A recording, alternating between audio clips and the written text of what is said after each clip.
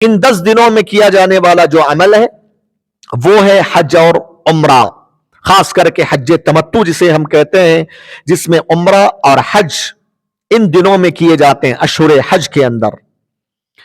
ابو ہریرہ رضی اللہ تعالی عنہ بیان فرماتے ہیں، نبی صلی اللہ علیہ وسلم نے فرمایا، العمرۃ الی العمرۃ کفارۃ لما بینہما والحج المبرور لیس له جزاء الا الجنہ۔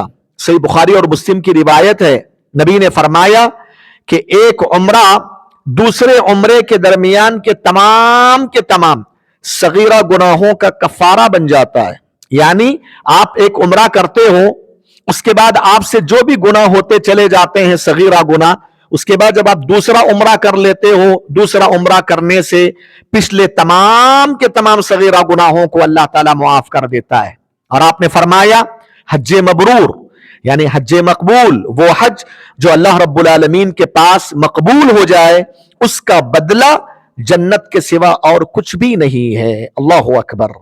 حج کا بدلہ محض اللہ تعالیٰ نے جنت ہی کی شکل میں رکھا ہے، تو یہ حج اور عمرے کی بڑی فضیلت آئی ہے۔ لہٰذا اللہ تبارک و تعالیٰ نے اگر کسی مسلمان کو حج کرنے کی طاقت دیا ہے، چاہے مرد ہو یا عورت، اس کو چاہیے کہ وہ حج اور عمرے کا اہتمام کرے ان دنوں کے اندر۔ حج سے متعلق ایک اور فضیلت پیارے نبی صلی اللہ علیہ وسلم نے فرمائی۔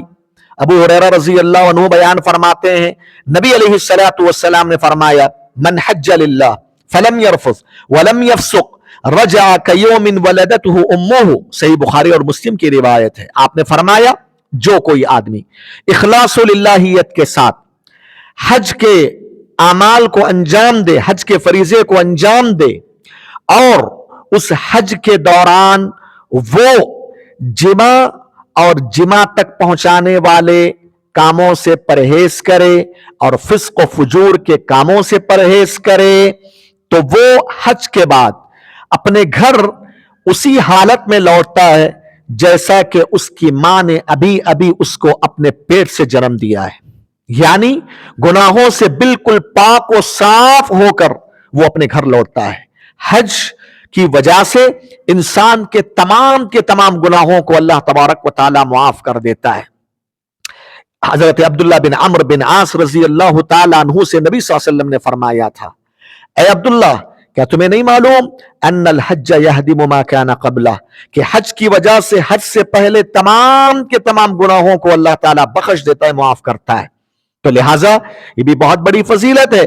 لہٰذا ایک مسلمان کو چاہیے کہ وہ ان دنوں میں جو ہے حج کا اہتمام کرنے کی کوشش کرے، اور یہی وہ 10 دن ہیں۔ ان 10 دنوں میں خاص طور سے 8 ذی الحجہ کو، 9 ذی الحجہ کو، 10 ذی الحجہ کو ایک حاجی جب حج پہ جاتا ہے بہت سارے حج کے مناسک کو انجام دیتا ہے۔ 8 ذی الحجہ کو مینا میں رکتا ہے، وہاں نمازیں پڑھتا ہے قصر کے ساتھ اپنے اوقات میں۔ پھر جب مینا میں دن بھر گزارتا ہے تو رات ہوتی ہے، تو پھر دوسرے دن تک 9 ذی الحجہ تک مینا میں گزارتا ہے، اور 9 ذی الحجہ کے سورج طلوع ہونے کے بعد وہ عرفات کے میدان کو جاتا ہے اور عرفات کے میدان میں رکتا ہے۔ اس کی الگ فضیلتیں ہیں، کل کے درس میں آپ کے سامنے لائی گئیں۔ اتنے بڑے عظیم مقام پہ وہ رکتا ہے، پھر عرفات کے جیسے ہی سورج غروب ہوتا ہے عرفات کے میدان میں، وہ مزدلفہ میں رات گزارتا ہے 9 ذی الحجہ کی رات کو۔ پھر جب 10 ذی الحجہ کی صبح ہوتی ہے مینا جاتا ہے، جمرۃ العقبہ کو کنکریاں مارتا ہے، پھر جو ہے جانور کی قربانی پیش کرتا ہے، اپنے بالوں کو کٹواتا ہے، پھر طواف افاضہ کرتا ہے، صفا مروہ کی سعی کرتا ہے۔ اللہ اکبر۔